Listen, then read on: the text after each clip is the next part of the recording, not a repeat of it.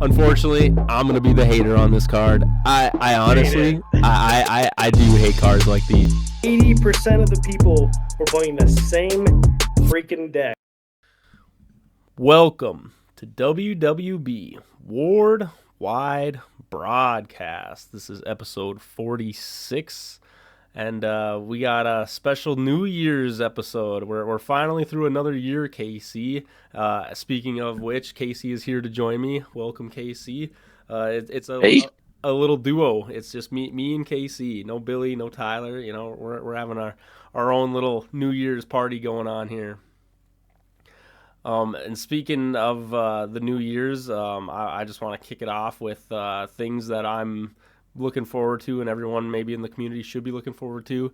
I have another tournament that I want to present. It is the Jester's Foolish Tricks WWB tournament for 2026. And that will be on Untap again, another Untap tournament. Like I said, I'm really going to be pushing these things. And so with that, I'm basically just going to get the registration. I believe registration I have set is for Friday the 22nd. And then with that, it is, let me see here. Yep, and so Friday the 22nd, and then the 23rd is when, Saturday is when we're going to be playing, January the 23rd. And so I'm pretty excited to have another tournament. So for everybody who doesn't know, to register, you basically just send Untap name, send me your Discord name. There's a fee. It's a $15 fee. 10 of it goes to the prize pool. $5 is just the entry fee to play. Try to keep it pretty cheap for everybody. But I need a physical copy of your deck. So you have to own the cards. So take a picture of them, whatever you got to do. Just get them sent to me. Everything, like I said, basically just get it into me by that registration date, and you'll be signed up for it. I think it's pretty self-explanatory. If you have any questions, you can go in the comments, and I'll happily answer all of them. But again, just gonna try to throw on in this new year with the New Year's a tournament every month if I possibly can on Untap. And obviously that's the thing too. Make sure if you don't have Untap, you have to download Untap and play on it, which there's tons of people in the community. Casey is one of them that would love to probably show you guys the ropes of how to play it so you can get into that tournament. But either way, another self-promotion. Now that our league is over, we got to continue with these online tournaments. And Casey, you played in the last one. I mean, how did you feel about the online tournament? It's just awesome to have a way larger community. A lot of people, different people to talk to. That also opens you up to like a vastly larger trading pool with people.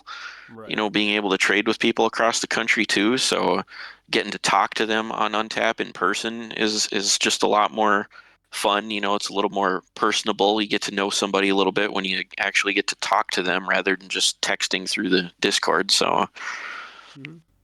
No, for sure. And it's just another one of those avenues too, like you're saying, just for people who are not in the area where it's like we can find, if I nowadays I feel like in the Discord, it's like there's people all over the United States that have ward cards or have gotten into the game. And so it's like giving them that opportunity to be like, here, maybe you don't have these communities around you, and now you have an opportunity to play. And so just trying to get everybody that we possibly can to get to experience Ward the way we all, here near where it kind of started, get to experience it. So again, just another thing. Like I said, going to keep throwing these on, and again, they are official. So for everybody who wants to, like I said, get on the rankings, try to get to the Ward Bowl, this is just an avenue that you can take, especially, like I said, if you don't have these tournaments in your area.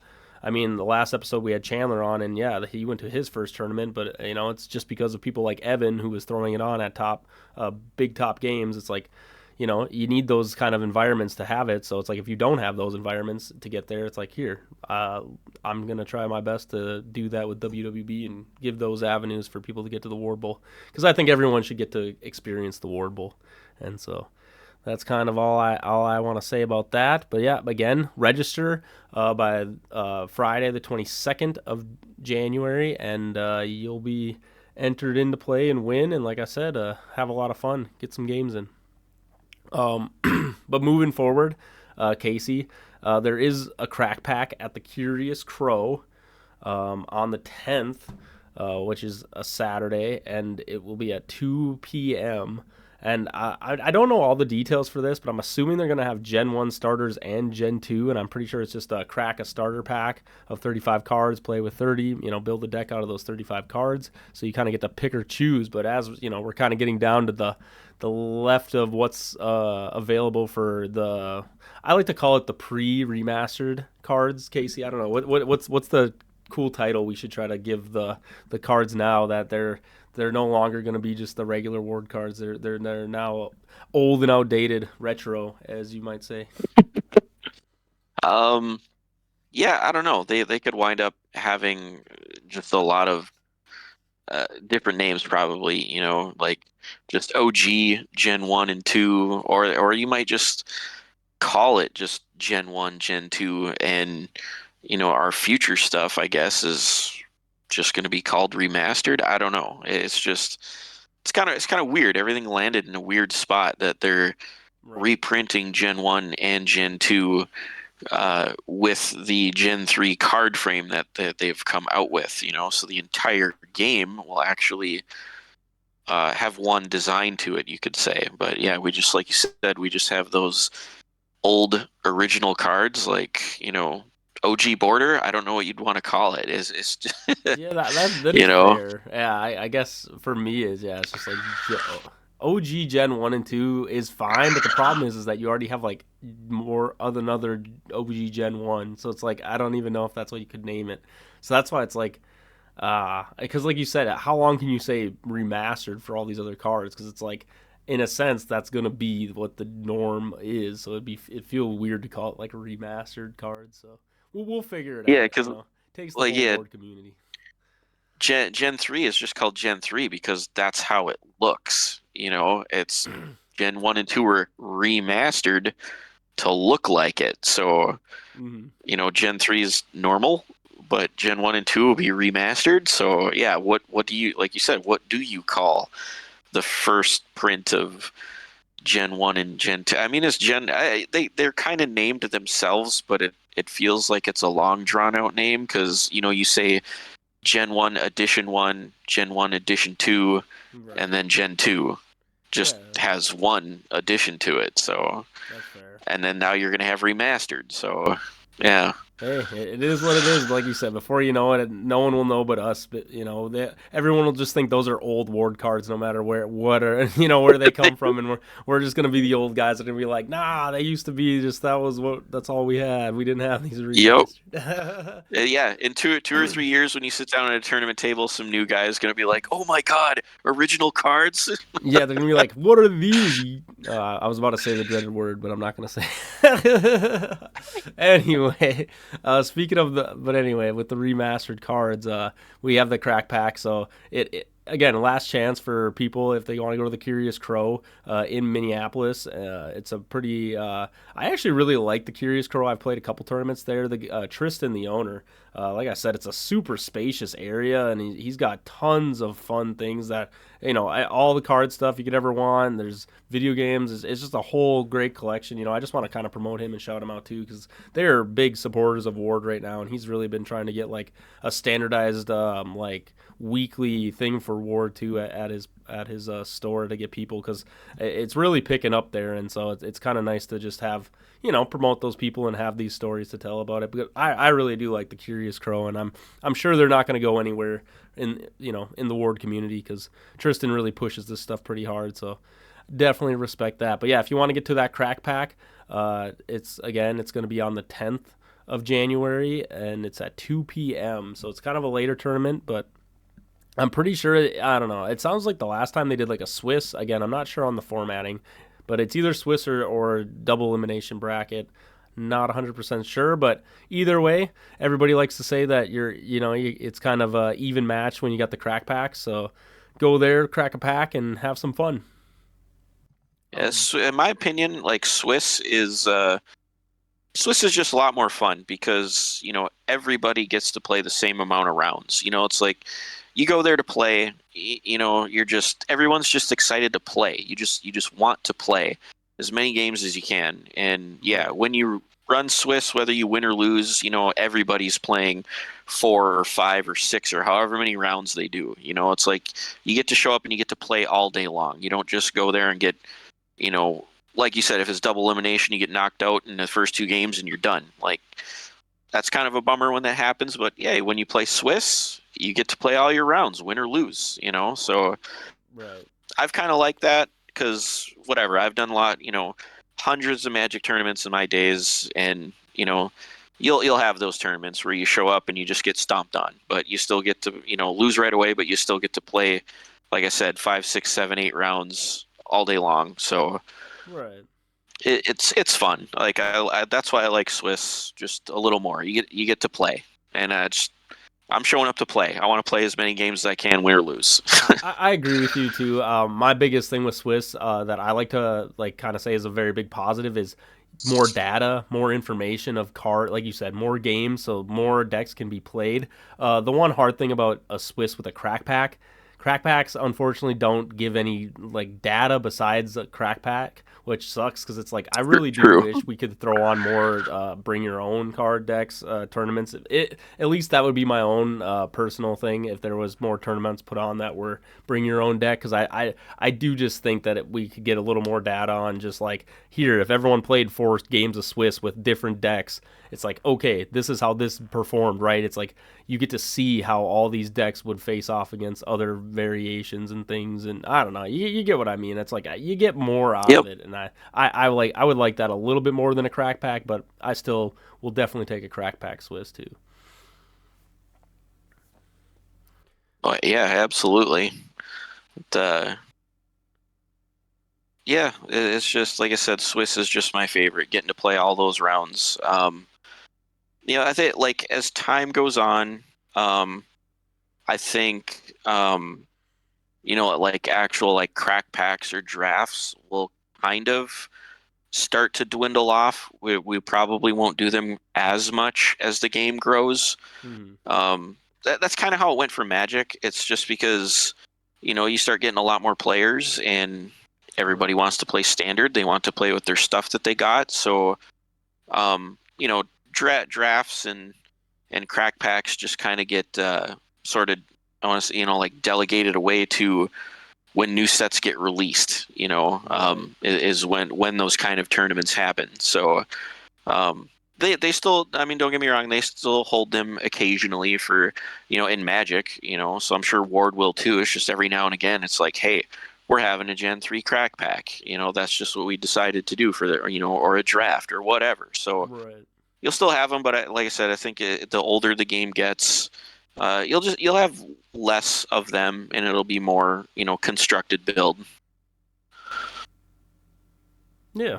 No, 100%. And like, you're kind of transitioning me into something that I wanted to discuss is as we're moving into this remastered Gen 3, how do you feel like, if we talk about these crack packs, this is something I am expecting them to do when they release Gen 3, is it's probably going to be still a lot of these pack crack tournaments because they're going to want to promote people, new players, playing with the new cards, being on the same level as all these other guys. They don't want, I'm expecting there to be these crack packs, and I was curious, Casey, if me and you could maybe bounce off back and forth, just some pros and cons or not pros and cons, but things that with Gen 3 coming on the way of a crack pack, what that format might actually look like, or like what will be like maybe some strong cards or something that we're looking forward to in crack packs that maybe can enhance the experience of Ward.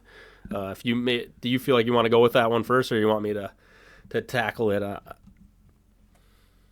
Yeah, let's we can dive into that topic, no problem. Okay. So what are some things with Gen 3 that you're looking at for crack packs that maybe adjust or change up a little bit from Gen 1 or Gen 2, these crack packs that we've been doing?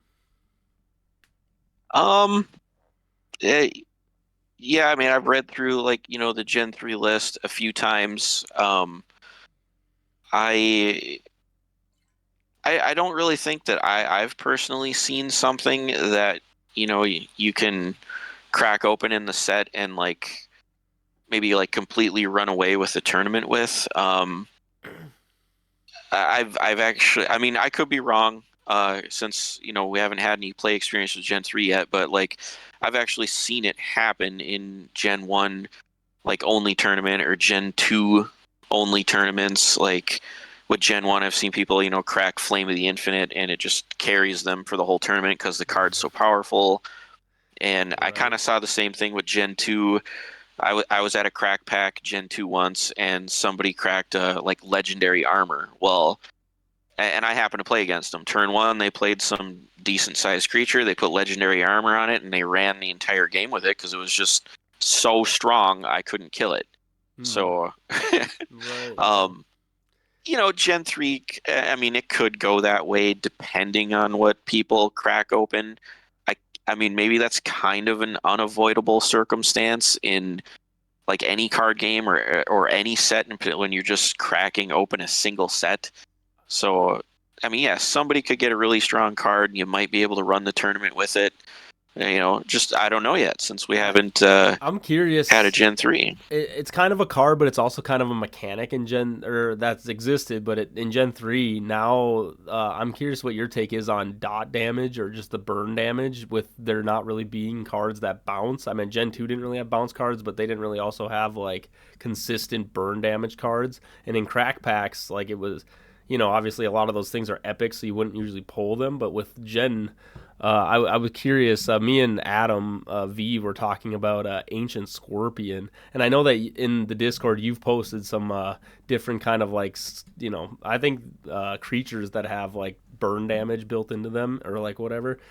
You get what I'm saying? And this Ancient Scorpion has like 20 damage if it hits every turn, or every turn cycle it does 20. I think burn. I think there might be some space for these burning creatures that have these effects on them to maybe take over the game a little bit in those crack packs. What's your thought with that? Yeah, I think if you crack open an ancient scorpion, wow, I think you can put in some serious work with that thing. That dot damage It's is only like one actually sack too. I meaningful. think. I don't want to cut you off, but it's Yeah, only a one sack creature. I think that's the most insane part about it too. It's like holy, that's a big yeah, like turn one. Like the thing about AL12s is like it's hard to get them out like turn one if they're like good because it's like you have to have two other creatures to like sack off right away if that's something you want to bring out. Which usually I would say you probably don't even want to usually bring out most AL12s right away. But like just a one sack creature with that kind of ability feels pretty nice. Like I just think like, oh, my opponent wants to get their engine going. They want to get their stuff, and if I bring out an ancient scorpion like right away, and then they only have like little creatures, and I'm just like boom, boom, like 20 HP. You're doing a lot of damage right up front if you're hitting those little guys. So yeah. They built him right though. I mean, just a single dice for damage and only +2 for a mod. Like he's gonna need a little help. Unless you just get lucky with your dice, and you don't want to be just getting lucky with your dice. You want it to connect every time. So, he's going to need a little help. He's going to need a piece of equipment on him that is going to guarantee you're going to get your hit and you're going to get your dot damage going. So, they built him right, in my opinion. So, I think the coolest thing too, yeah, like when you say they built them right as well, in a set that has a lot of AL12 creatures, just having an effect that lasts 3 turn cycles that does 20 damage each turn cycle, it's like even if he only gets one hit on that big AL12 creature, he's still doing six. It's like even if they're alive, they're still taking a lot of damage, like yeah. on just his effect. Speaking of that exact scenario, back at the Hobbytown tournament, I played against somebody who um, I killed their primary creature. They dropped a dire wolf, right? Oh yeah. Who does 10 dot damage for 3 turn cycles. Well, they dropped Direwolf, and I passed the turn to them, and they played like Magic Ring on it or something to guarantee it would hit. He hit me and put the dot damage on me, and then sacked off his Direwolf, I think, to play a hero. And Okay. and there I am having to take 30 extra damage over the next 3 turns. Mm-hmm. Like it was meaningful. Like it had me nervous. I'm like, Yeah. holy cow! I'm taking 30 extra damage that I What can't stop. What a play! And then sacks into a hero where it's like, oh yeah, one section Yeah, goes to the cemetery. Now he's also getting the value. Wow, that's quite a play right there. That's it pretty it impressive. was. But yeah, no, It I mean, made me nervous. but no, like I said, just getting back to Ancient Scorpion now, like especially like I said, at least in Gen 1 there was cards like, Wrath of the Old Ones, like things that were a little easier to get in a crack pack that could like bounce, but it's like now there isn't like any bounce, so it's like that dot damage feels so much stronger when it's like, oh, I can't get rid of this. There's not really a way to like remove it unless I negate, right? If I negate the effect of the creature, that's probably the only way. But even then, it's like there's only so much negation in the game right now that are like ways to negate a creature, if that makes sense. I think they got kind of wanted to get away from the bounce stuff because you know I feel like there was a lot of talk amongst people, saying they're nervous about playing their AL12s, or it's very it's just very sketchy to play them because you have to sacrifice one or two creatures to get your guy out there, and it can just get instantly bounced. And Mm-hmm. that sort of feels like you just had a creature, like one or two creatures, just instantly killed, which puts you so far behind. Even from just Right. a bounce spell. It just that massively hurts in this game. So yeah, I think what Gen 2? I can't really recall any bouncing cards in Gen 2, and Yeah. now we don't have any bounce in Gen 3 either. So Well, I meant the ancient one technically did do a bounce effect where it basically did the Wrath of the Old One's effect, but in a creature, the ancient one. yeah. Or is it the old one? Maybe it is the old one because it's the Wrath of the Old One.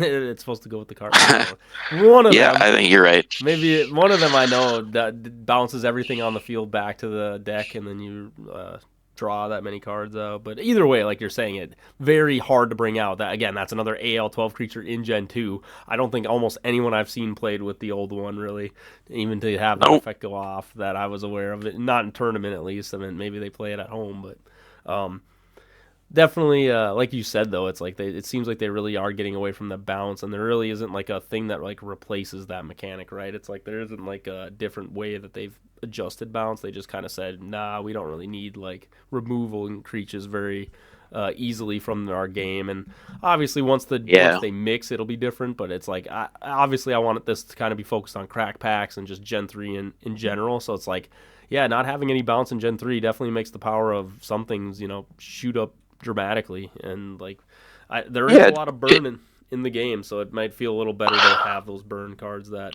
It just stick.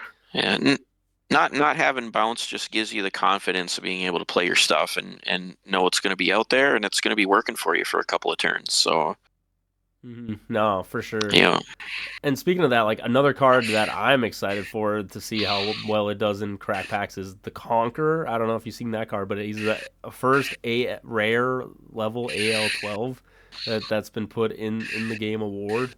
And I think that's a pretty interesting creature. I think he's like a 3/4 or a 4/3 for dice roll, so he's got pretty strong dice roll. So I think just having yeah, like pretty easy access in a crack pack where it's like all you need to do is have one of your rare slots be that guy, like that's a good boss creature just to kind of have in Gen 3 for sure. yeah, definitely. Mm-hmm.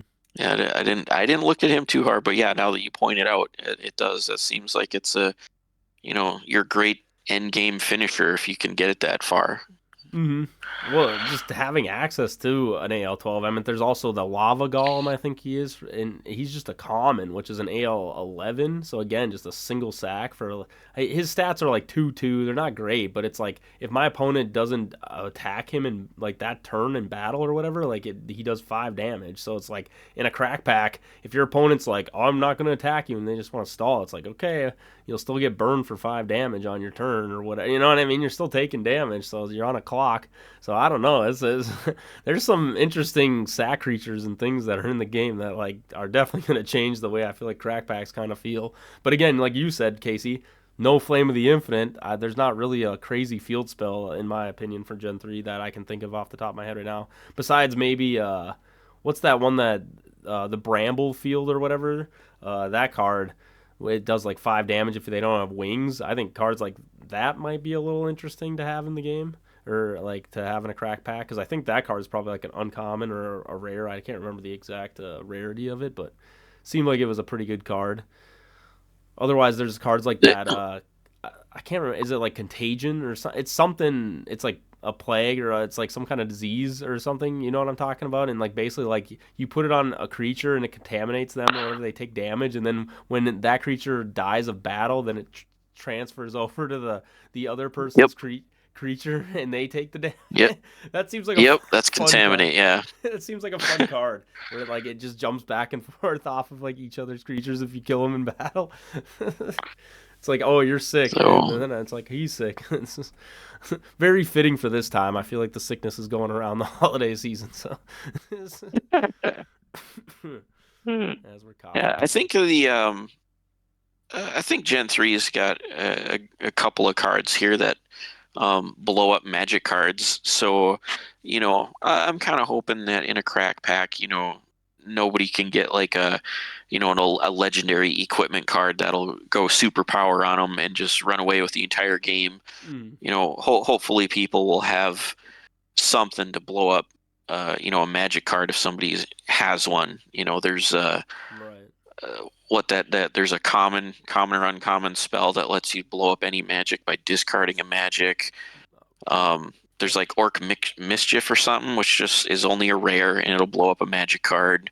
Right. There's some like common demon, the Karis demon, that thing can blow up magic cards. So an Atom Bomb, if you happen to get it, I mean, Yep. Another rare. there might be there might be some others that I'm just missing here, but it seems like there's a fair amount of blow magic cards up. So hopefully in a crack pack, if somebody gets some like big legendary magic card, they can't just run away with the game with it. Hopefully you'll have a destruction to like kind of get out of it and turn it more into more of a game rather than just getting wrecked. Yeah, no, and that's something that you bring up, and I think is very important because I think if you want to talk about maybe I don't want to say a flaw, but something that the older or the other like Gen 1, Gen 2 crack packs had the problem is like you said, Casey, is everything destruction was usually at like a epic level or like you said at a rare level, and most times like you would probably just not even get one in your pack, and then it's just like yeah, now I have no destruction. And then, like you said, there were just very powerful cards in Gen 1 and Gen 2 where it's like, yes, if that card gets on the field and I have no way to deal with it, it probably just means I lose the game. But like you said, I think this is where Gen 3, and it's kind of funny you bring that up too, because it's like, when we go forward from here, it's like if they do other crack packs that are like, oh, you can pick Gen 1, Gen 2, or Gen 3, I think a lot of people might just pick Gen 3 just because of that fact that they know that there's probably going to be a very high chance of getting a card that has that destruction because it is a very valuable thing to have. And like you said, if you don't have good access to it, it's like you want to make sure you do. And so it's like Gen 1 with a lot of the legendaries, there was destruction built in, but again, those are legendaries. So it's like this is the first set that I feel like there's like a good amount of destruction where it's not just like 2 cards, that like are very easy to get your hands on to do destruction. So Yeah. I do think you Yeah. have a point there. Yeah, like you said, in those Gen 1 and 2 crack packs, like all the magic destruction is rare or epic. And yeah, when you sit down at a table with, like 10 to 20 people playing a crack pack event, it's like it seems like only like 1 or 2 of those people are going to wind up pulling uh like even just a single copy of a card that can destroy a magic card. Like one person will have Evil Queen and just 1 copy, and one other person will have a Magic Eater, and like that's about all there is in the room, So Right. it's real light on magic destruction. So yeah, like I said, I've seen a few tournaments where people have dropped a very strong magic card and just kind of cleaned up the entire game with it because your opponent can't get it off the field and it's just really strong.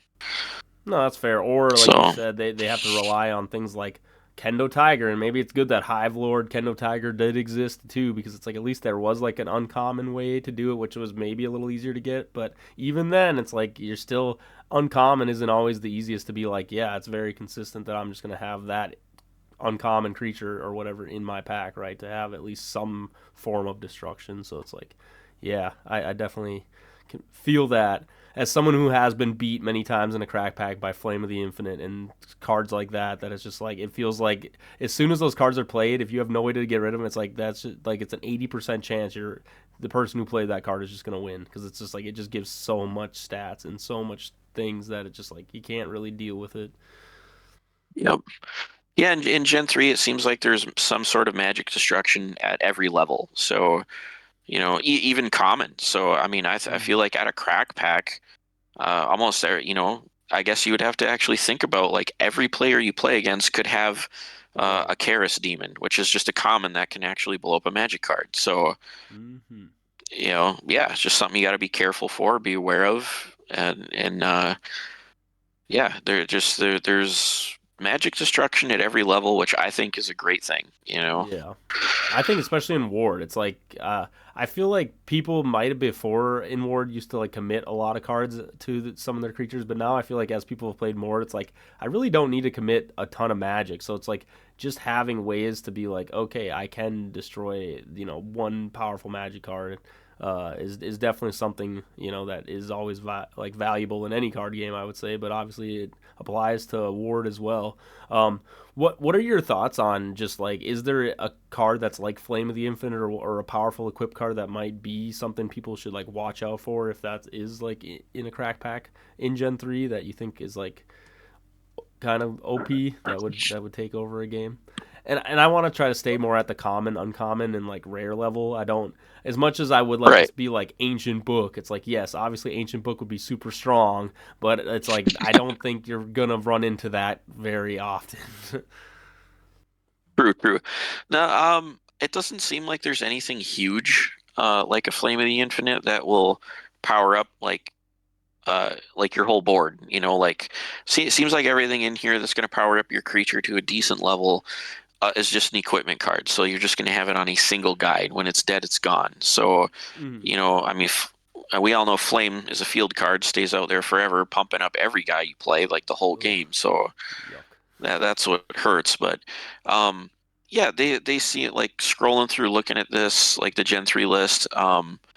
It seems that they've made a fair amount of equipment in here that gives some decent buffs to your creatures. So you'll be able to power up one creature like pretty decent, and if your opponent happens to not have magic's destruction to deal with it, you might beat them up pretty good a lot of the time. But like we just covered, there is a fair amount of magic destruction at every level. So hopefully they can get out of it. I mean, just looking at all these equipments, like tons of them kind of give some variation of +2 or 3 to one or more of your stats, or add 1 or 2 attack dice or hit dice to each of your creature. Yeah, I mean, they're all, like I said, mixed and matched with numbers, but yeah, a lot of them are given +2 or 3 to stats, and 2 or 3 or 1 or 2 extra dice for rolling. So Mhm. there's decent buffs there. So There's a you're gonna card. want to deal with it. There is a field spell I'm thinking of. It's the orc buffing field spell. I can't think of what it's called.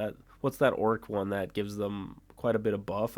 That's the one card that I'm thinking. It's kind of like the full moon of the set, and I think it's at a common level too. And it's like if someone gets like Yeah. two copies or what of those cards, I don't know. Yeah. It's like that's where you kind of come back to that Flame of the Infinite feel where it's just like, ooh, if they're at that low rarity, it's like cards like that buff up a certain like archetype that is should be pretty prevalent in this set. I mean, obviously it is World of the Orcs or whatever, so it's like you would expect that Right. it's gonna be pretty good in this set, and so it's like I don't know. That's a card maybe we got to watch out for as you were talking about powerful field spells. That again, it's maybe not at the level of Flame of the Infinite, but one of them, and then obviously two of them on the field at the same time would be quite a disgusting thing to deal with if you don't have ways to deal with it. Yeah, I'm trying to find it. Like, And that's the thing. I don't know how much things have been changed, so maybe it's not even as scary as I remember it being. But I'm pretty sure there was a card that was. It's a field spell that buffs up certain. yeah, you're right. Army of Orcs. It is a common. It's a field, and every creature with Orc in its name gets 3 speed, 6 attack, and an extra attack dice. Yeah, so you're looking at what like 10 attack just kind of built into that card. 10 damage. More or less, yeah. It's like And I'm thinking a +3 speed buff. You're probably gonna go first. yeah, you're definitely gonna be fast. So it's like, I don't know, man. I think that card might be a little crazy if you get two of those in your pack and you're just like, and you got an orc. It's like, all right, here's my boss creature. It's gonna be doing 12 potentially like what, like 20 damage just with those two cards. Like, yeah, I Plus think the it'll red. be strong, but I don't think you'll be able to actually run away with a tournament with it. Unless you got a lot of other stuff backing you up too, because That's I fair. think back to like some Gen 2 tourneys, and um, I was actually in a Gen 2 draft, I believe, and I drafted two full moons, and I had like two were rats and a moon cat, and that might have been it, or I don't know. I think I only wound up getting like four creatures and two full moons. So my Right. deck wasn't busted. Like I don't even think I had a game where I actually got both full moons out. So and even then, you've only got three or four creatures. So I can kind of see the same going here with a Gen 3 crack pack. Like you might get yourself like two copies of the army of orcs to buff your orcs, but then you need to be getting orc creatures that nobody else is taking. And Right. I'm assuming most people will take anything that says orc on it because they're kind of generally good in this set. So, That's fair. No, I mean, you might not get many. no, 100%. And just the something you were bringing up too with it. I'm kind of curious 'cause obviously there will be more AL, 11, 12s, those higher end AL creatures. And it's like this buff that we were just talking about with Army of Orcs is it doesn't give you hit or anything like that. So it's like some of these orcs don't have great modifiers. So it's like if you don't have ways to really enhance your modifier, AL 11, AL 12s can sometimes be hard to hit over. Like people don't always think, but it's like if you only have like a +2 modifier or a +3 modifier, it's like you got a hard time hitting an AL 12. So you got to be a little careful. So it's like even though, like you said, you have a crazy damage, you still. It seems like I'm kind of curious what your thought is. Like AL is probably going to be pretty impactful in like Gen 3 pack, like crack pack onlys and things, just because there isn't. I don't think there's a lot that can get over a lot of those bigger ALs. Yeah, I think armor will be something a little more significant in Gen 3 crack packs. Because like you said, there's just not a lot of buffing your hit. So yeah, I'm kind of looking like the stuff where you get like extra dice is all like at the epic level. So if you happen to get one of those, I mean, great for you. Like it definitely help a lot. Like Doppelganger gives you two extra attack dice and hit dice. Yeah, that one will be still a good You know, card. that one will help a lot. And then there's Mage Buff, which is also an epic, and that gives one extra attack dice and one extra hit dice, but then buffs your AL and speed both by 3. But just that extra hit dice, just one extra hit dice, so you're rolling 3 hit dice, Right. really really ups your chance of hitting those AL 12s, and I think you'll need it if you're facing those high AL creatures. Yeah. Well, I just think it was interesting that it looks like they took away because Full Moon had a hit dice added to it, Flame of the Infinite hit dice added to it. It looks like they were like, here, how do we kind of adjust these field spells so they feel impactful, but they like don't run away with the game? And I think they found a Yeah, pretty good sweet spot of like gives you kind of crazy damage stats and like makes it so it's like if you do hit, you're gonna hit like a truck, and yeah, it's gonna be impactful, but you still gotta hit, right? And it's like I think that's a good way to kind of balance those cards out a little bit so that it's like they don't feel like they're just like, okay, here's a creator's gift. I'm always hitting. You're not gonna not have me hit unless you're like playing Scarlet or something. But it's like it's gonna hit. And like creator's gift has +6 to hit, +2 hit dice. Like it'd be crazy if you miss with 4 hit dice and a +6 hit. So it's like I'm kind of glad they kind of went away from that. I do think a fun mechanic in Ward is trying to break the AL, and I think if you make cards way too strong with hit, it's like you always made that argument. It's like it doesn't really feel like a very impactful stat, and it's just like it's kind of cool that I feel like in Gen 3 they tried to make it a more impactful stat of like gotta hit over these ALs, gotta find unique ways to kind of work around taking down your opponent. I think one card that'll be really nice, and it's a common, is Titan's Amulet. You do 10 damage to your own creature, but you get a modifier +10 for a turn. It I mean, used to be that's plus scary. 20. I'm sorry. I'm going to go on a little bit. I really wish they would have just kept it 20. I think having just a really goofy big number just feels so good sometimes in a game. And it's like, it's only a one-time use or whatever. So it's like, come on, just give me the plus 20 for that one hit. I think that, you know what I mean? Well, 10 still guarantees it. I want them So to make a card that's just called Big Club, and yeah, it's just like for that one attack, you're just doing like some crazy stupid stat number, but it's like obviously if it gets reflected or whatever, negated, it's like, oh yeah, all right, I got your negate out, but I had to use the Big Club. so yeah, the what was that? The Conqueror, the creature you pointed out earlier, is being real good in Crack Pack. Yep. I think an uncommon creature here, the Tri Dragon, is going to be a serious contender in Crack Packs if anybody gets that, because he's got nice decent stats across the board. Nine armor, 9 speed. 3/3. Yeah. Yep, 9 armor, 9 speed, 90 hit points. So I mean, he's got good health. He's going to stick around. 9 speed. He's fast enough to beat 75% of the things out there.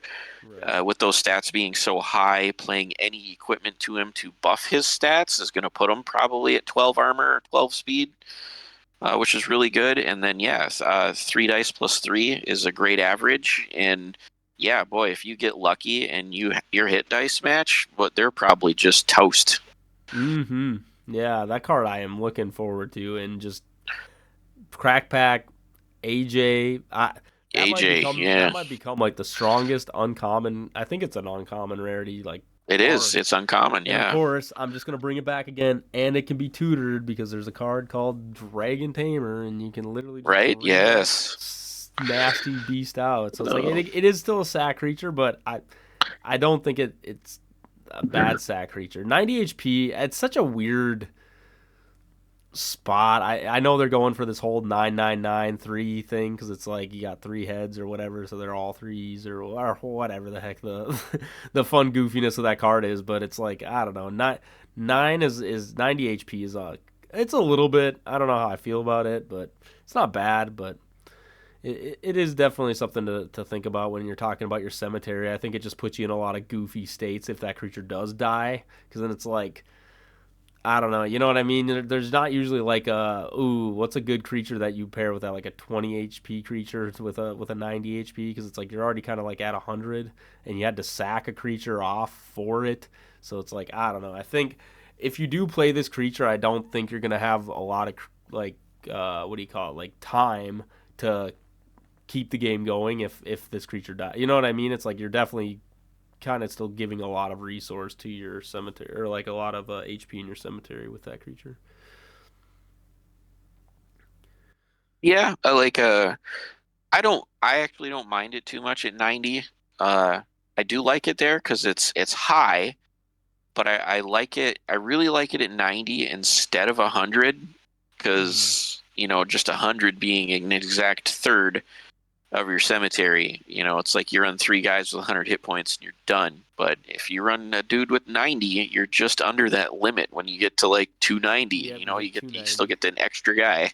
That's fair. Yeah, no, and then you could play another 100 HP creature, right? Then it's like, okay, definitely. Yeah, imagine if you had 2 Tri Dragons and you're there. You could sack 1 Tri Dragon once it gets low health to play a second Tri Dragon. Yeah, there you go. Okay, maybe you're making a better argument than me. Yeah, now that you say that, I'm like, ooh, maybe 90 HP is like the sweet spot. It's kind of a scary spot to sit, but obviously it still takes setup and it's kind of can be tricky. And if somebody kills off that creature before you're able to sack, it's like, oh well, now I can't do that or whatever. And definitely an interesting thing. But yeah, the Tri Dragon, yeah, that thing is a beast. That is a boss monster in itself for just uncommon level. Like, I think a lot of decks, a lot of decks in Gen 3 only will probably end up having that guy somewhere in their deck, and you're just like, oh boy, what do I do when the Tri Dragon comes out? Because if I want to talk, I think there's only a couple cards that do like negate creatures effects. And like Iron Man, I think, is one of them, but it only lasts like a couple turns. There's a couple equips. There's Final Form, which I know is a legendary, but it also negates effects, but then gives them +6/+6 stats. So it's like you got to be a little careful if that's the way you're going about negating a creature's effect, because you're still giving them. Yeah, I don't know if that's a card you want to use, but then there's also a weaker version of that card. I kind of call it is like the Steam Blaster, I think, or something like that it's called, and it basically negates an effect but gives them a 3/3 stat line. And I think that's going to be like, if you talk about just Gen 3 as like like a whole, it's like that card is going to be pretty valuable because it's really the only reliable card that just like negates creatures' effects and cuts their like damage attack dice potentially down. I'm thinking cards like Cabal War Chief. If people are playing that card in a Gen 3, if somebody hits that in a Gen 3 game, it's like you're going to want that blaster to put on him so he becomes a 3/3 with no effect rather than being a 5/5 with two attacks on his turn kind of thing. What's your thought about Yeah. the creature negate? Yeah, creature effect negation not really existing. We don't have no mind sap or anything like that now in just Gen 3. Yeah, I mean, like you said, there's just, you got your couple of cards in there that work in various different ways, but I don't know that I feel like Gen 1 and Gen 2 were kind of pretty much the same. You just had your one or two cards that negated creature abilities, and that's all you really needed. It seemed like it wasn't too much of a problem, really. Yeah, because Gen 1 had your Mind Sap, and Gen 2 you had your Iron Range, just shut off everybody from creature effects. So, Right. Well, um, Gen 1 you had mind sap and don't forget demonic magic, probably one of the strongest yeah, creature effect cards that I think exist in Ward. yep, Very very powerful. And then obviously if you talk about the reprint of Gen 1, then there was Silence from the Grave was added on, but like you said, there's definitely was Iron Range in Gen 2. I'm trying to think what else, if the people used anything else. I think Iron Range was the only thing. There also just wasn't like crazy creature effects that I feel like a lot of people were worried about negating. I mean, Kendo Tiger was kind of a big one, but other than that, it was like nothing too crazy that I can recall. But yeah, no, like you said, it's definitely interesting. I mean, as we kind of like move forward, I mean, just let's just talk about the burn cards, magic cards in general. I mean, they all kind of have like this lower cap. I mean, you were playing at Yuletide Brawl, Lightning Strike, and some of those other cards, Ignitema, definitely feel way stronger in my opinion, just for damage output than like some of these just like 5 HP like damage burn cards. Obviously, they could do more than 5, but they're kind of all like at this like lower level of HP. How do you feel about those kind of cards, Casey? uh, yeah. I think they were probably a little scared about direct damage stuff. I mean, that Lightning Strike doing 30, Ignitema doing guaranteed 20, possibly 40 if you hit the right roll is pretty major. I mean, if it whatever, it kills everything little, and if it's not flat out killing a creature, it's more than likely cutting it in half for sure. So just half healthing something right away is pretty brutal. And then you look at Apocalypse, which is Yeah, just almost virtually guarantee killing anything. just the Uh, bomb. The bomb. yeah.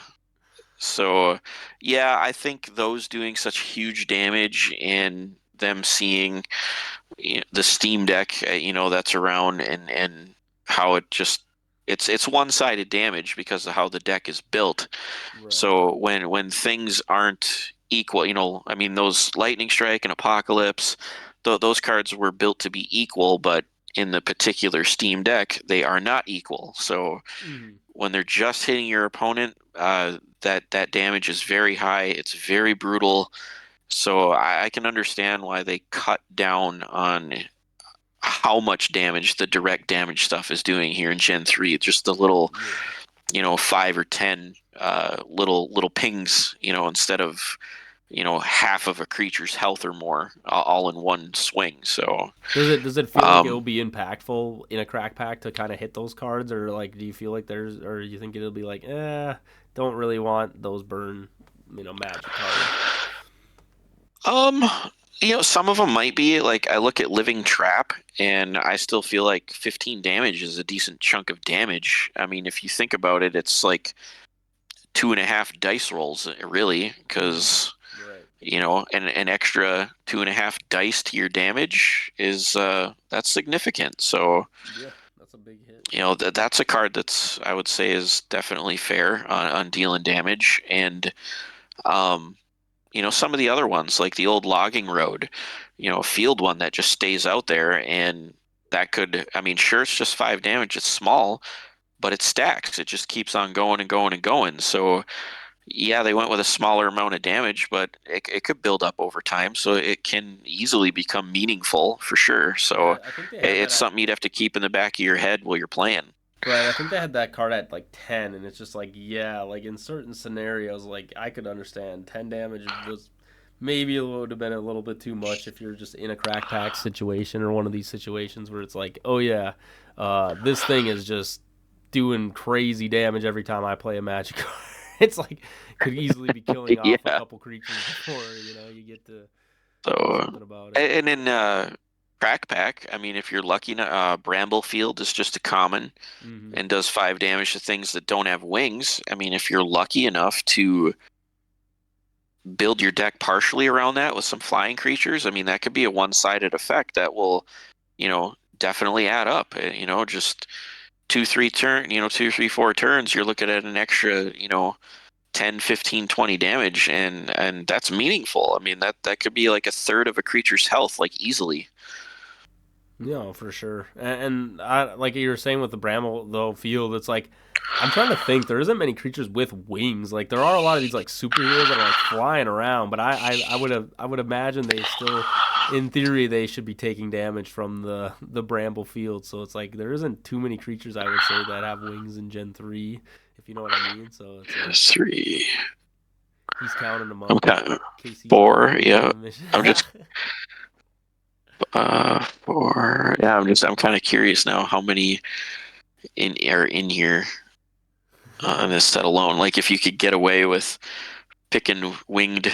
Well, there's 5. There's 6. Well, like you said, even though it's only a wing, Uh, how many of those are like common, uncommon, rarities where it's just like, oh, is that even that vibe? But either there's way, even if you just want to make it a fun match and you just play a Bramble field with no wing, no creatures with wings, you're just like, well, we're both gonna suffer in this game, and no one's.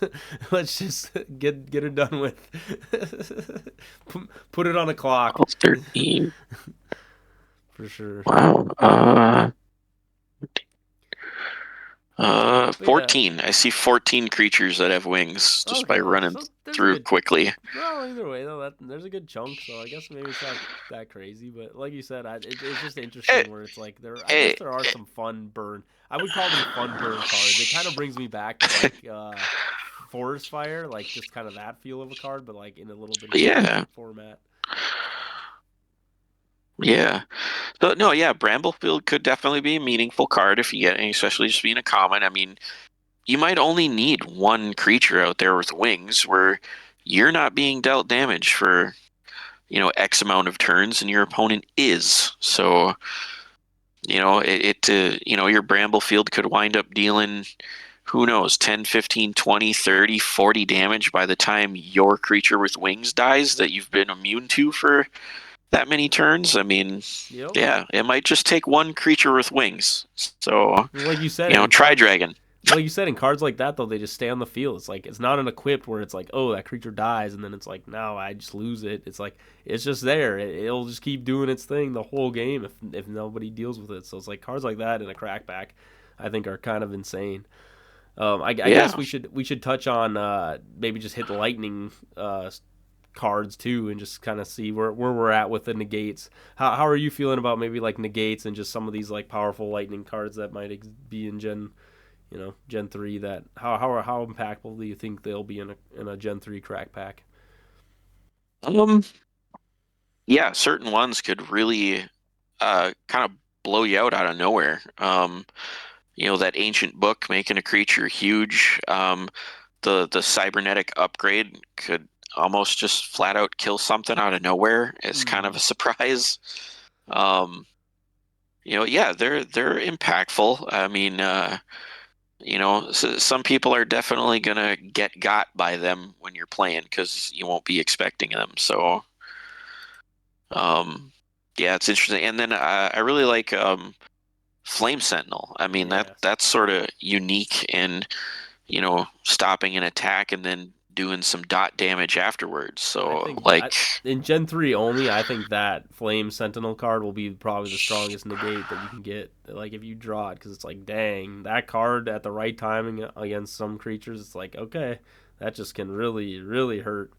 You know, I think there's so many times where it's like my opponent's like, oh, I can survive another round, right, of damage from my opponent or from me, like attacking them, and it's just like, oh, if I played Flame Sentinel, now all of a sudden you're in that weird window where you're taking damage and you can't sack anymore because you attacked and I negated it, and now I get to have my whole turn to maybe kill off that creature that you thought you could maybe sack the next turn. You know what I mean? Things like that where I think Flame Sentinel is going to be kind of a fun card for people are really going to have to like think about that, or they're going to be like, dang, like now I might lose my creature that I had to sack for. You know, it's like it's kind of a fun card or an interesting card to me at least. And you get lucky enough to pull it. I think Last Hope Hero Mm. will be absolutely fantastic. Oh yeah, gotta love it. That's a surprise kill out of nowhere.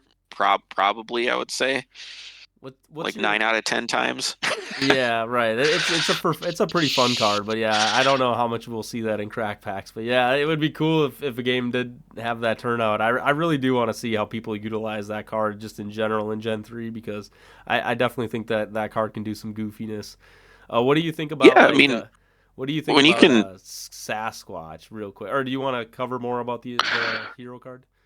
I Last was just hope gonna here. say with Last Hope Hero, I mean, to get more out of it, I mean, you could suicide your creature into there, so that just knowing yours is gonna die, Right. and then you get to play Last Hope Hero for that extra huge blow to take something out. It's just Mm-hmm. yeah, it's such a fun card. It to me, it looks really fun to me. I can't wait to get three of them, run three in a deck someday and see what it does. Like, It just kind of reminds me of like a corn creeper. It's like, oh, like I kill a creature and then a corn creeper pops out, and you're just like, God dang it! And then it's kind of that feeling too. It's just like if someone plays that card after their creature dies, you're like, no, please. yo, No, for sure. But either way, what about like Sasquatch though? Like just like kind of negate cards. How do you feel about that? I think that card will be pretty interesting. I don't know how crack pack, but definitely just Gen 3. um, yeah, that Sasquatch like reminds me of like Scroll of Silence, like a little bit. Um, it's just yeah, you get to negate something and then they can't negate stuff for a turn, so Yeah. it's slightly similar to Scroll of Silence being a negate that you can't negate. So, I would say a um, little more power behind it though, because it's not just an instant one thing. It's you're not able to kill yeah, it. But I was gonna bring that up. It's kind of weird if we do Gen 3 only, where it's like there is no Scroll of Silence anymore. So I know there was a big thing about Gen 1 where before there was no Scroll of Silence, there was a lot of negate battles. But I'm kind of curious. I don't know if people are really gonna just like latch on to be like let's just go back to like negate as much as we can in Gen 3. And I don't even think there's a lot of negates to do that with, if you know what I mean. It feels like they're not that many crazy negate cards. no, yeah, yeah. I'm glad that it's not negate heavy. I'm glad it's not Gen 3 isn't negate heavy and like there's no bounce there because Well, yeah, because you just get to play your cards and know that you're going to be able to play them. So right. I was just thinking Gen 1 though, like it had Mysterious Door, Goblin Tricks. I feel like there was other. What was the other negate in Gen 3? Oh, Blade in the Dark. So it's like there was a lot of like just negate magic cards in Gen 1. And so like I yeah, don't think Gen 3 has that amount of like crazy negate magic cards where it's like I don't think you're really going to get a meta of like everyone just has crazy negates or just like only runs negates in Gen 3 only. There is one more card that I want to talk about with the Flash that I can think of, and it's that what is it? The dummy card. The I always want to call it the dummy card, but I'm sure it's something. that's dummy. Yeah, Yeah. possessed dummy. Yeah, that card. It seems like it'll be a pretty fun card. That if your opponent has that, and all of a sudden you're just like, oh dang, now I'm fighting my own creature. Yeah, that card seems like it'll be very strong for sure. Um, just yeah, yeah, their primary creatures. Well, not I guess in Crack Pack you got some, obviously some weak creatures, but yeah, if you wait for their big creature to be out there, and then stealing it from them is probably the game-winning play that's going to overwhelm them. Mm-hmm. Or if you need to, like when they sack a creature to play their big creature, playing possessed dummy on the creature that they sacked might be your way to beat their Ooh. big creature that they played. It might just give you that extra bit of firepower that you need to take down the big creature that they just played. Yeah, no, I like that a lot. That's actually kind of cool. I didn't even think about, yeah, if they sack a creature, that you could just use it to take the sack creature. I think that card, yeah, that's Yeah. interesting. I like that a lot because, yeah. But either way, like we said, there really wasn't much for like equips. I'm just kind of rattling off at the end here. There are a couple mechanics that I'm excited about. There isn't any draw really power in Gen 3 that I'm aware of, but there is a card that shuffles your deck, and I'm like curious. It's like, and there's also inversion that like lets you flip over and like you play from the bottom of the deck, and like you can see what the cards are. I think Yeah. those will be some interesting pack crack cards where you're just like, all right, let's all just play this version of the game, you know. Well, though, yeah, it just uniquely enough, those two cards just literally function together. So, Hmm. yeah, being able to flip your deck, knowing the card that you're drawing, you could just be holding Shuffling Bones in your hand, and then when you see a card that's not going to help you at all, yeah, you just gamble and shuffle it away and get something else. No, exactly. I think it'll be really fun to see how those get utilized in crack packs. And then a couple more things, limited summons. I think the crows are at a pretty low rarity, but I don't know if they're, like you said, without Flame of the Infinite or like things that really great like buff cards. I can't tell if they're really gonna be like that impactful in Gen 3. You know what I mean? Yeah. Yeah, I don't it doesn't look like it will be. Hmm. Limited summons might not be as crazy as they might have been in prior. So Harry will be sad, but there are cards like Orc Hunter that limited summons a beast, uncommon or common, and like card like that I think is pretty cool. There's also the Moon. I don't know if you took a look at the Moon units, but again, I think in a crack pack they might be harder because I think one's an epic and one's a rare.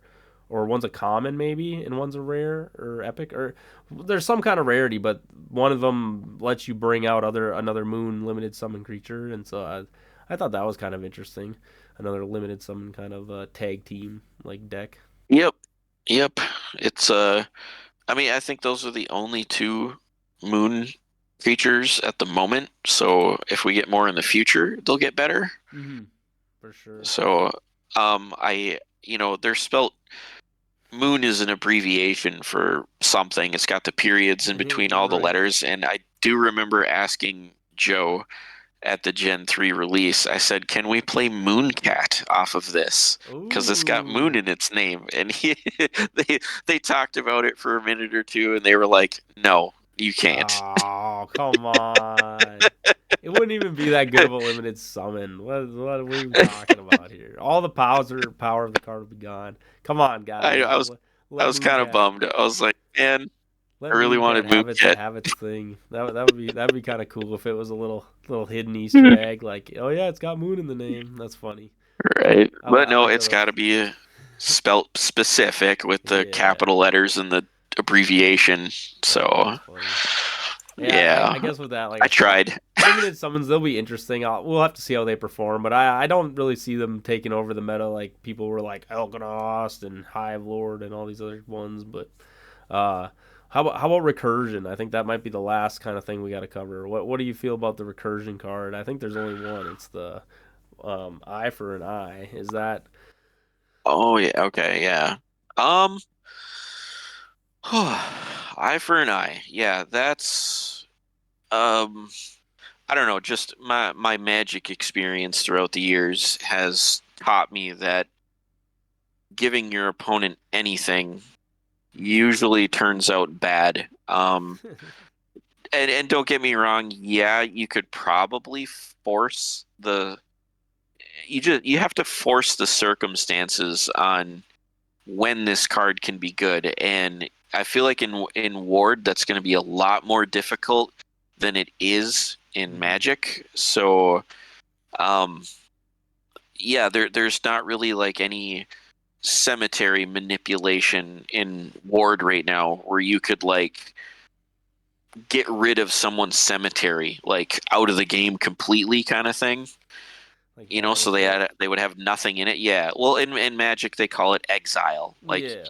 their cards go to your graveyard in Magic, or you Mm, can exile them and they're permanently out of the game. They don't even go to the cemetery or the graveyard. yeah. They're just gone. They're out of the game. They're So, just not existent. if they made something in Ward like that, I could see Eye for an Eye would get a lot better. But right now, yeah, and unless the circumstances just align for, the planets align for you for where it's great for you and not for them, you know, that, either this card is great or it's not. There's no gray area.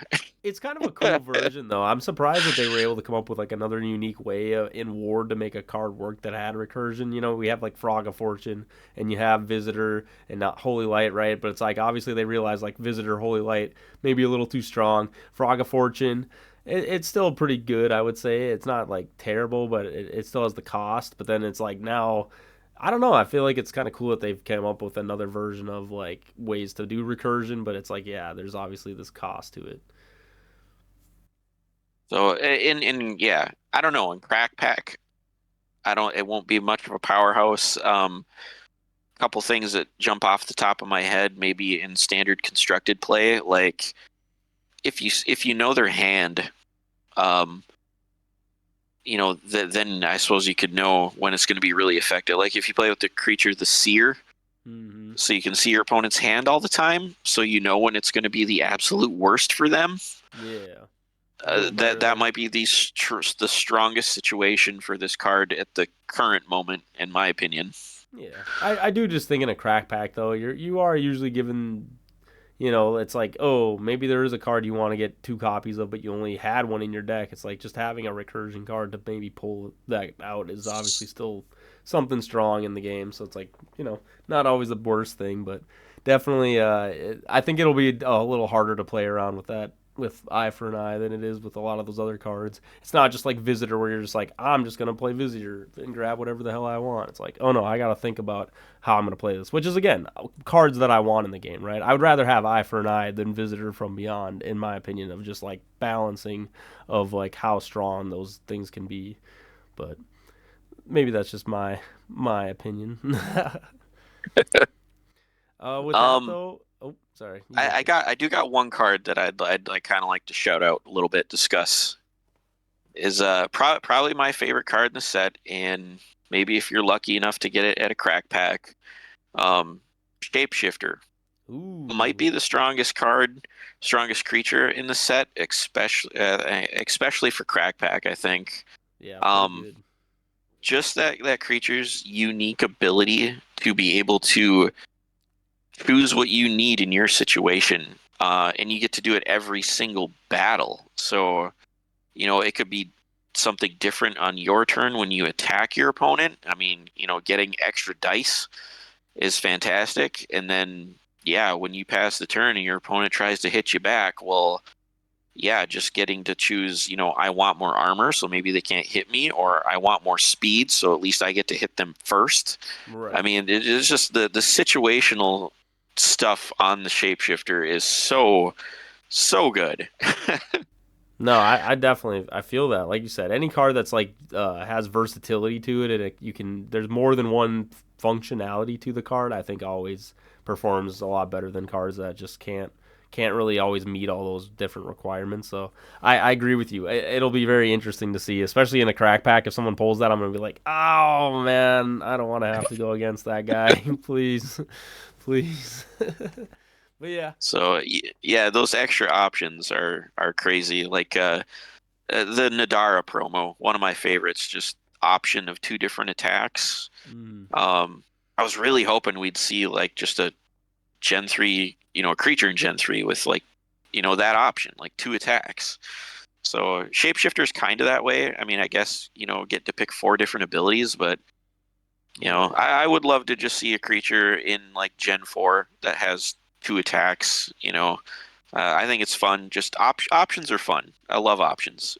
Yeah, I think it'd be kind of cool if it was like a creature that like you could unlock different ways to attack with him, but it's like you had to have meet circumstances of like get this kind of magic card. Like let's say you had to have an infinite magic card on the field, or things like that would be kind of cool if it was like you had to like kind of like build up that creature's effect and then like to get the certain like it's almost like you like increase its power level as if you like keep like putting things on the board to like enhance it. I think that'd be kind of a cool card too. Yeah, yeah, for sure. Change up the like you said, give people something to build towards. I think that's always fun with a card game. And like I said, I think a lot of people are like you don't really have to commit too much in Ward, and I think just having ways to make your opponent be like, okay, this would be a cool commit, but if you do, it's like Flame of the Infinite level or like something super strong that's like now your opponent just can't really deal with it very easily, and I think that'd be kind of cool. But with that, I think we do have to kind of hop off the Gen 3 stuff. It is the new year, Casey. I do want to kind of get your take for 2026 for Ward. What is something maybe you think that they could add to Ward? Like obviously they have a couple different game modes. They have boss battles. They have things. Or what's just something that you'd like to have like an aspect of Ward that you would like to have the most improvement or change of? Or just kind of give me your thought on just with the new year coming of 2026 and what you want that to kind of bring to Ward, I guess, if we could hit those real quick. We got to do our New Year's resolutions. Um, I don't just off the top of my head, I can't really think of any like changes, like some big sweeping changes that I want them to make, but um, just more stuff in general. Just keep it coming. Like I can't wait to see what all the promos are for Gen 3. Um, I'm pretty sure I've heard them mention that they want to do another round of boss decks are probably in our future this coming year. That's going to be fun. I mean, just yeah, different bosses that do new things. Yeah, that'll be great. I love the new formats that we get to play, like the AJ format, Mm-hmm. our standard format.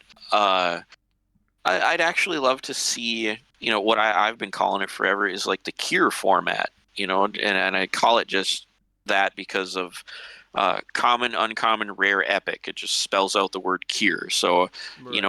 a format where there's no legendaries. I feel like that could put a lot of newer players to the game on more of an equal playing field with some of us that have like a vast, huge collection and tons of legendaries. Just a newer player can get fairly good access to just about any epics they want. So Hmm. yeah, I feel like it's a strong constructed format that will put everybody on an equal playing field. So I would love to have like a sanctioned tournament with the cure format since it's never happened yet. So That's That's fair. In my honest opinion, I have to push back a little bit on that. I do think that we just don't get a lot of tournaments in general. Like I said, back to just the crack pack thing of where we're at right now. I do want people to get to play with their cards. I mean, there are tons of people. I mean, you included, who collect all these legendary cards, and it's just like we at some point we want to be able to play. Get to play the cards that we've collected over the time. So it's like I don't know, like part of me too is just like, hey, like I really do want to play with my cards that I've purchased and paid for, and you know what I mean. I'm not saying we don't, but I will say that in Gen 2 there was a ton of bring your own deck tournaments, and we kind of went to this like crackback more format. It feels like at the moment where, and I get it, they're just trying to push product, trying to get new people in. And you're right, Casey. I think Kier would help with that too. It would definitely make people be a little less like, oh, let me show up and now I'm getting destroyed by an assassin or destroyed by cosmic negation. Or I totally get what you're saying, and I think it's great. But personally, I would say I just want more tournaments in general. One thing I was going to get your take on, you did play at the Yuletime Brawl, the two-player tournaments. Is that something at all that you have interest in of like having maybe just like its own little like ranked system of like double like team, I guess you would call it like team ranked ward? um boy, I at that would be great, but at this point in Ward, I think it's a little too difficult to have 2v2 just be its own like ranking system. Right. Because you'd have to run a fair amount of tournaments for 2v2 and have a lot of people show up to them. So that'll take away from the single player tournaments that we have. So I don't know, just sprinkling in the 2v2 every couple of months into the rotation of tournaments, I think would be great. Right. The turnout here, I think there was 13 teams, I think is what somebody told me. So that's 26 players Yeah. that were at this Big 2v2 tournament. big So turnout. yeah, everybody had a blast.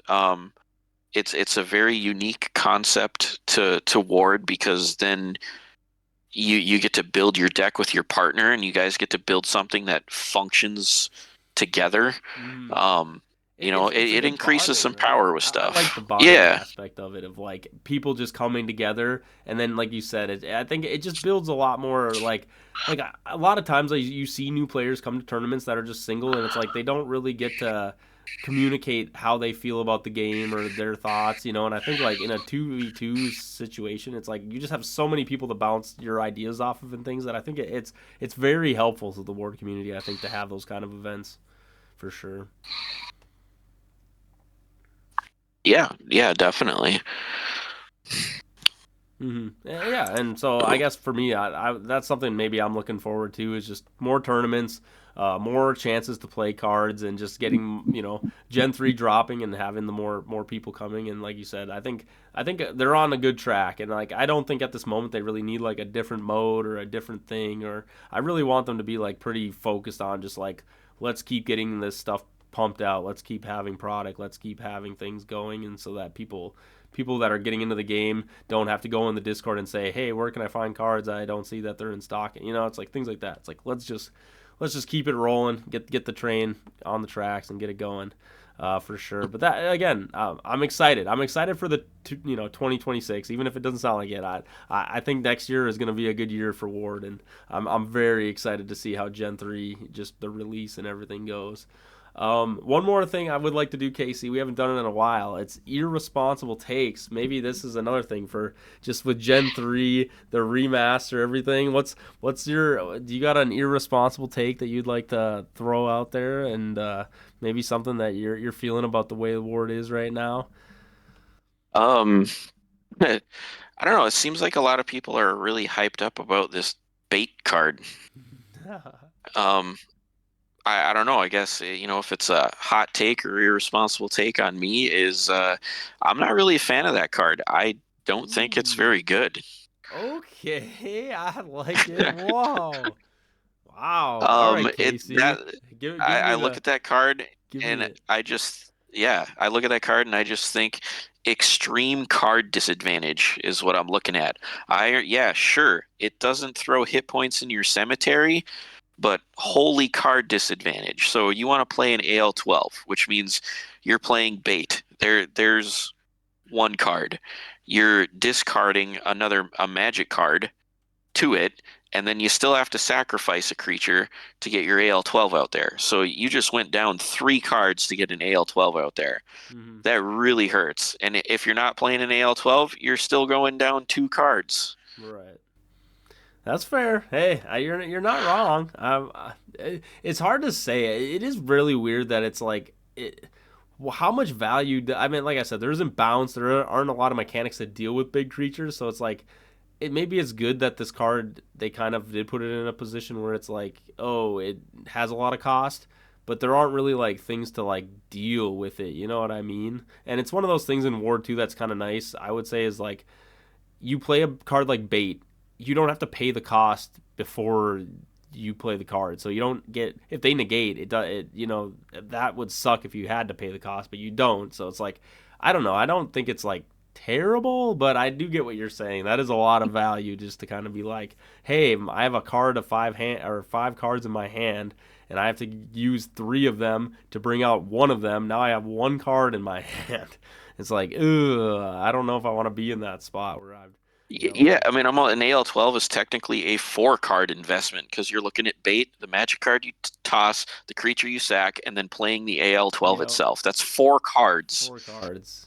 Yeah, but I mean, hey, usually they kind of do the work they need to do though. AL-12s they're no laughing joke. They will take over a game real fast, especially if they have crazy effects. But I do know what you're saying. Hmm, it's hard to say. I really like bait. I think board needs a card like bait. Um, so it's like I don't know. I'm very excited for it. I think that is a very spicy take, but hey, you could be totally right.